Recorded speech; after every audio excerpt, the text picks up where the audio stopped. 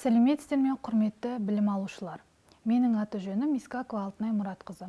Арнайы пәндер оқытушысымын.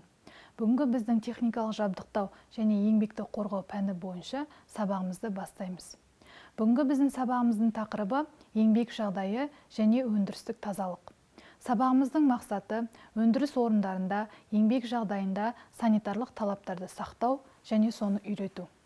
Жалпы өнеркәсіп, өндірісте, еңбек жағдайларында санитарлық талаптарды қалай орындау және еңбек жағдайы дегеніміз не? Сол туралы болмақ.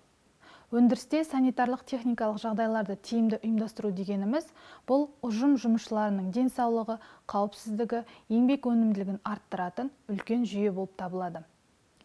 Жалпы еңбек жағдайында санитарлық талаптарды сақтауды үйрену үшін үш негізгі бөлімді білуіміз қажет. Оның біріншісі еңбекті қорғау және санитарлық сауықтыру. Екіншісі адам денсаулығына әсер ететін факторлар. Үшіншісі технологиялық үрдіс. Еңбекті қорғау дегеніміз бұл жұмыс орындарындағы техникалық қауіпсіздік. Техникалық қауіпсіздікті дұрыс сақтау жұмысшылардың басты міндеті. Және техникалық қауіпсіздікке бағыну арқылы біз еңбекті қорғау шараларын дұрыс атқарамыз. Санитарлық сауықтыру шаралары не үшін қолданылады? Санитарлық сауықтыру адам денсаулығын жақсарту және аурулардан сауықтыру үшін қолданылады. Екінші түрі бұл адам ағзасына әсер ететін факторлар. Әсер ететін факторлар олар зиянды түрде болуы мүмкін. Оларды атап айтатын болсақ, температура, ауа ылғалдылығы, шаң, шу, тербелістер және тағы басқаларды айтуға болады.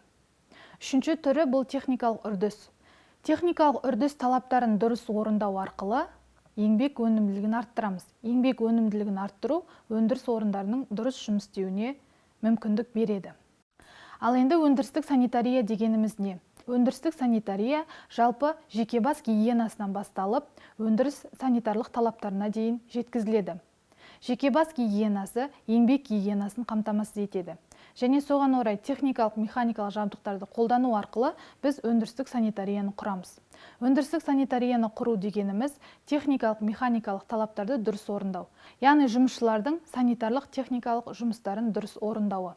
Жеке бас гигиенасынан еңбек гигиенасы пайда болады, еңбек гигиенасынан өндірістік санитария пайда болады екен. Адам денсаулығына әсер ететін факторлар тек қана зиянды факторлар, яғни шаң, тозаң, температура, ауа ылғалдылығын ғана атап қоймаймыз. Яғни өнеркәсіптің өндірісі бойынша экологиялық кері әсерлер тигізетін өнеркәсіптерді айтуға болады. Соның ішінде химия өнеркәсібін атап өтуге болады. Химия өнеркәсібі ауыр өнеркәсіптің жетекші салаларының бірі. Еңбек заттарын, шикізаттар мен материалдарды өңдеуге, негізінен химиялық әдістерді баса қолданылатын өндіріс салаларының кешені. Химия өнеркәсібіне жататын салалар кен, химия, фосфорит, калий тұзын өндіру және байыту. Негізгі химия бұл минералдық тұздар, сілтілер, жасанды тыңайтқыштар, хлор, аммиак өндірісін айтуға болады. Жасанды және синтетикалық талшықтар, пластмассалар өнеркәсібін жатқызамыз. Химиялық тездеткіштер және ерекше таза заттар, синтетикалық бояғыштар, фотохимия, тұрмыстық химия, химия фармацевтикасы жатады.